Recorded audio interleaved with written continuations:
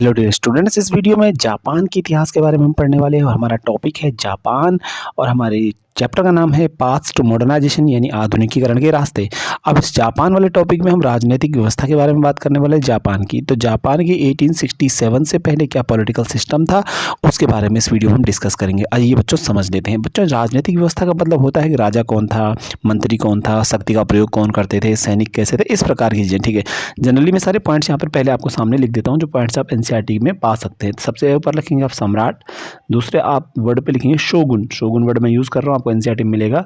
Number 3 में word मैं use करूँगा दैम्य, और नंबर 4 वर्ड मैं यूज़ करूँगा जो यहाँ पर मैं लिख रहा हूँ उसका नाम बोलते हैं सामुराई। क्या बोलते हैं उसको? सामुराई। तो यहाँ पर हर एक वर्ड का अपना अपना मीनिंग है। ठीक है, पहले मैं मीनिंग क्लियर करता हूँ बच्चों। सम्राट क्या था? जापान में सर्वोच्च जो है प्रधान होता था सत्ता का सर्वोच्च प्रधान कौन था? वो सम्राट था। शोगुन कौन थे? शोगुन एक प्रकार के तानाशाह होते थे, लेकिन वास्तविक रूप से सारी शक्तियों का प्रयोग यही करते थे। बल्कि जापान में 1867 तक तो शोगुन का ही प्रभाव था, शोगुनों का ही प्रभाव था। दैम्य कौन थे? दैम्य जो थे जापान के 250 क्षेत्रों में बटे हुए भौगोलिक या प्रशासनिक भाग पर शासन करते थे। समझ लीजिए जमींदार टाइप के लोग थे जो जापान में विभिन्न क्षेत्रों पर राज्यपाल जैसी भूमिका में कार्य करते थे। अब सामुराई क्या है? सामुराई एक प्रकार का बच्चों यहाँ पर योद्धा वर्ग था जापान का। क्या था? योद्धा वर्ग था, तो तलवार रखता था, इसका काम लड़ने का था। ठीक है, तो अभी हम वीडियो को पहले शुरू कर लेते हैं, फिर इस चीज़ों को देख लेते हैं। बच्चों, जापान की कहानी देखते हैं पहले।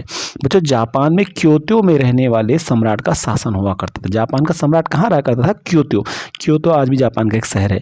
तो जापान में क्योतो में रहने वाले सम्राट का शासन हुआ करता था, लेकिन 12वीं सदी तक आते आते असली सत्ता शोगुनों के हाथ में आ गई, जो सैद्धांतिक रूप से राजा के नाम पर शासन करते थे। बच्चों, क्या हुआ कि जापान में होता तो शासन तो था सम्राट का, लेकिन सम्राट 12वीं सदी के बाद प्रभावशाली नहीं रह गया। 12वीं सदी के बाद प्रभावशाली नहीं रह गया, बल्कि उनकी जो सत्ता का प्रयोग था वो शोगुन करते थे। शोगुन, अब शोगुन कौन थे? शोगुन थे सैनिक तानाशाह जो राजा के नाम पर शासन करते थे।